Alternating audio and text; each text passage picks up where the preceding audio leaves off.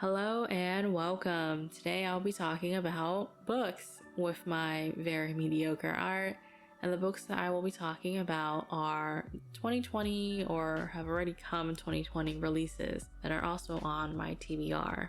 Honestly though, I've been kind of going through that period of time in which I just haven't picked up a book for months on end for whatever reason. I think a lot of readers just go through that just long period of no reading whatsoever, even though you absolutely love it. So I'm kind of hoping that these upcoming books might draw me back into that binge of just reading a book every day. Now, the first book that I'll talk about is Summers of Lost Letters. This really reminded me of that movie. I think it was called Letters to Juliet. I think it's mostly because the whole letters aspect and the whole lost love maybe of it all. So the story follows 17-year-old Abby after a breakup with her boyfriend and going into the summer before her senior year. She's really gearing up to have an adventure of some sort, and that's when she finds the letters. So on one day when she was kind of cleaning up her grandmother's old possessions, she finds out these old letters, and they're not only just simple letters, they're old love letters from this mystery person named Edward in Nantucket. And Abby didn't really know that much about her grandmother's past. She knew that she was born in Germany and then she moved to the US when she was 5, fleeing from the Holocaust. But the details are kind of non-existent or kind of just hazy. But the letters depicted a life that was so different from the quiet one that Abby always thought her grandmother had. So Abby decides to head to Nantucket for the summer to learn more about her grandmother's past and all the secrets that she kept. However, she meets Edward's handsome grandson who wants her to stop investigating, and things get a little complicated. And as they grow closer, the mysteries between their families just get more and more complicated. But yeah, this book just seemed really like a cute, sweet summer romance to read. I know that this is the author's first YA book. I know that she has a number of other adult books under the name Allison Parr. So if you're at all interested, I'd say go check out the actual summary and not listen to my horrible rendition of it. The second book that I'll be talking about is Jay's Gay Agenda by Jason June, which is also coming out June 1st, which I have to say, perfect timing with that kind of last name. So the story follows Jay as the only out gay kid in his small rural Washington town. While all of his other friends can't stop talking about their hookups and relationships, Jay can really only dream of his own first. So he compiles a romance to-do list of all the things he hopes to one day experience. His gay agenda. Then Jay's family moves to Seattle and he starts his senior year at a new high school with a thriving LGBTQIA+ community. For the first time, Jay feels like he truly belongs, and he gets to flirt with all the very cute boys and search for love. But as Jay crosses things off his list, he kind of realizes that life and love don't really go according to plan. I just felt like this read was going to be a lot of insightful exploration on Jay's part, and I am really excited to see how he expands as a character, at least. I think it's going to be a whirlwind of a ride, going through his first loves, his first hookups, his first heartbreaks. So I'm going to be really excited when this comes out in June. The next book that I'm going to be talking about is The Hawthorne Legacy by Jennifer Lynn Barnes. It's a second book in her The Inheritance Games series, which I felt like the first book was really a solid read. So if you haven't read it, I'd say go read it. It's a really quick read, honestly. Obviously, as a second book, I'm not going to talk too much in depth with this. I just don't want to spoil anything for anyone if they haven't read the first one. I'll just say that it's going to be released around September, so everyone keep their eyes out during that month, I guess. The next book that I'm going to be talking about is From Little Tokyo with Love by Sarah Kuhn. I think, forgive my horrible pronunciation, this is going to be a theme, don't worry. Now the story follows Rika, whose life seems to be the beginning of a very familiar fairy tale. being an orphan with 2 bossy cousins and working away in her aunt's business, but she would be probably the first to reject that foolish notion. After all, she is absolutely in love with her family, even if her cousins are named after Disney characters. And with her biracial background, amazing judo skills, and red-hot temper, she really doesn't fit the princess mold. But all that changes when she locks eyes with Grace Kimura.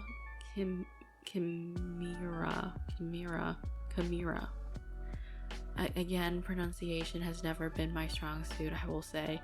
America's reigning rom-com sweetheart during the Nikkei Week Festival. From there, Rika embarks on a mad camp adventure of hope and happiness, searching for clues from about her long-lost mother, exploring Little Tokyo's hidden treasures with a cute actor, and maybe finally finding a sense of belongingness. But fairy tales are fiction, and the real world isn't so kind. Rika knows that she's setting herself up for disappointment, because happy endings just don't happen to girls like her.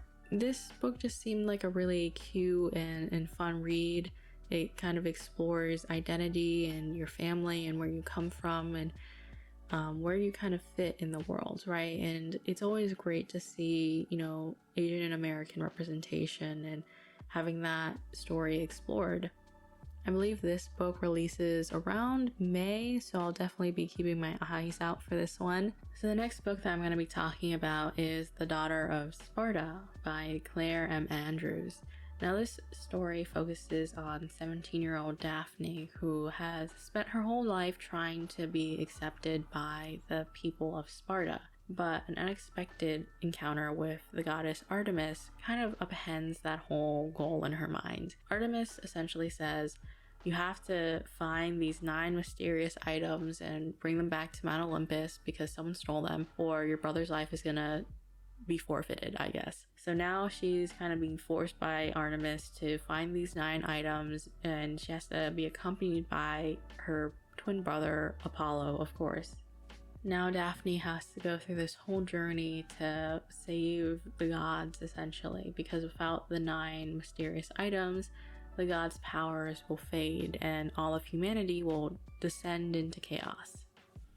I think we can all agree we went through a Greek mythology phase. We all blame Percy Jackson, let's be honest here. And this just gave me a lot of nostalgic feelings, and I'm kind of excited for that. I'm really excited to see where this story is headed. I kind of forgot what the myth of Daphne and Apollo was, so I'm kind of going into this with like a fresh mind. I have no idea what's going on. Let's see what happens. This is another June date, so I guess my summer is going to be jam-packed with a bunch of reading. Now this next book, I will completely agree with the statement that it has the storyline of like a generic 2000s movie in which a random girl finds out that she's the crown prince of a random country. I can fully believe that this is kind of a generic storyline that's kind of been done to death. Not gonna deny it. But it's also just really nice to see the generic storyline be done through an Asian American's eyes. You don't really see that, and it's great that we're seeing that now. But of course, there's an argument to say that like just because your main character is not white, is a person of color, right? That shouldn't make your whole story notable. Like it's kind of the bare minimum that we should expect. But it's also like there's an argument of like, it should be a good thing that you're seeing, yes, generic storylines, but being done through the perspective of people of color.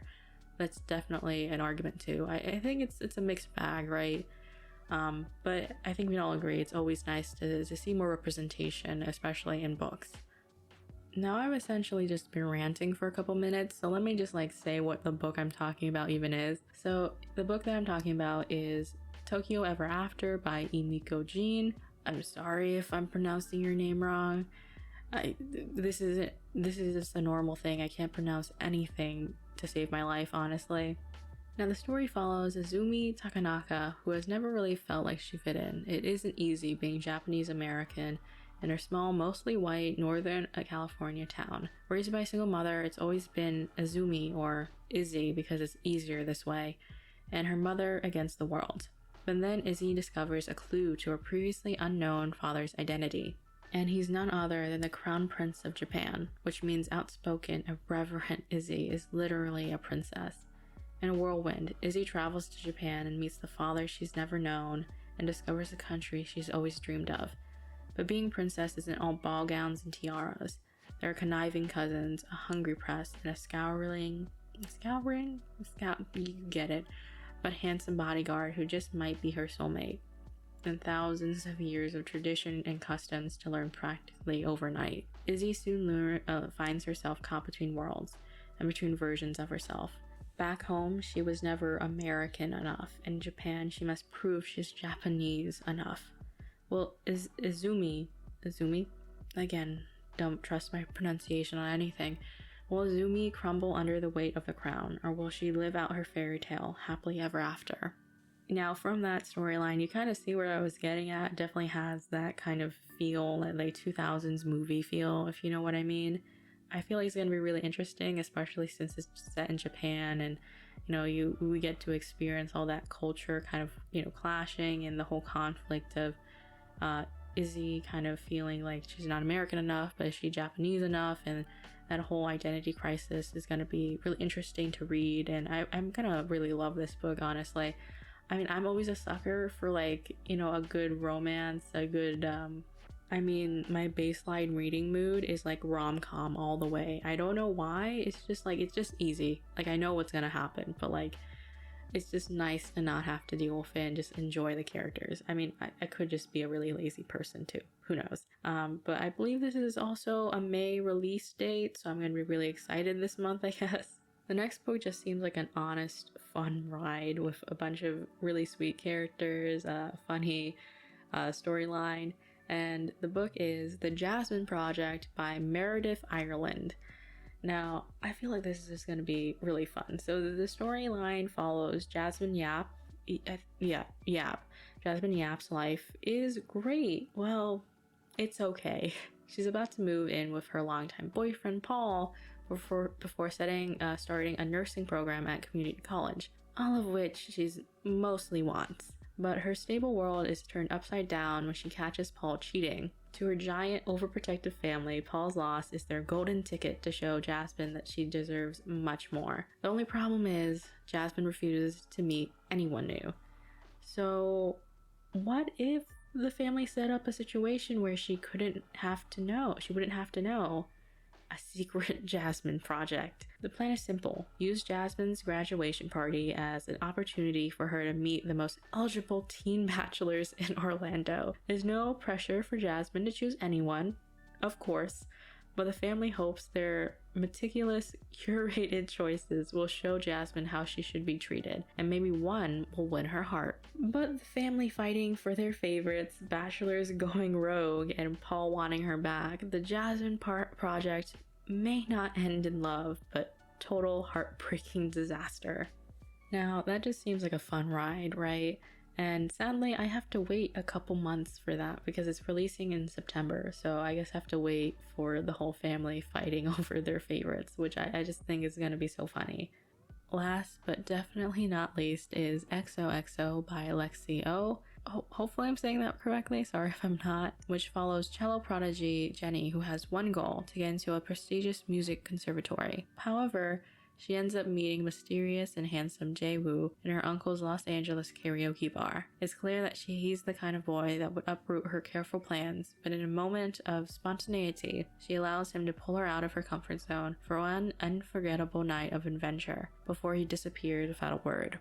3 months later, when Jenny and her mother arrive in South Korea to take care of her ailing grandmother, she's shocked to discover that Jae-woo is a student at the same elite arts academy where she enrolled for the semester. And he's not just any student, he's a member of one of the biggest K-pop groups in the world, and he's strictly forbidden from dating. When a relationship means throwing Jenny's life off the path she's spent years mapping out, she'll have to decide once and for all how much she's willing to risk for love. Now, I've been kind of seeing a couple of these K-pop stories being published, and I felt like I wanted to read at least one of them. Honestly, I'm just really excited. It seems like a very cute story. I feel like it's going to be interesting to see how South Korea is going to play as a background setting. And honestly, how their relationship even is gonna work, because I don't know, I think like it'll be interesting to say the least about like how this is all gonna play out in the book. I'm gonna be definitely looking out for this one. It's gonna be released in July, so a couple months, but definitely still gonna be on my list. But yeah, that is my 2021 releases that are on my TBR. Maybe I should have probably looked at more fantasy or action, but right now I'm in the mood of just like getting into reading. And as I said, my default is contemporary romance. So maybe once I go over that hurdle, I'll have more fantasy on the list. I would love to hear your recommendations, any newer books, any older books, any TV shows, really anything at all. But yeah, I'll see you in the next story.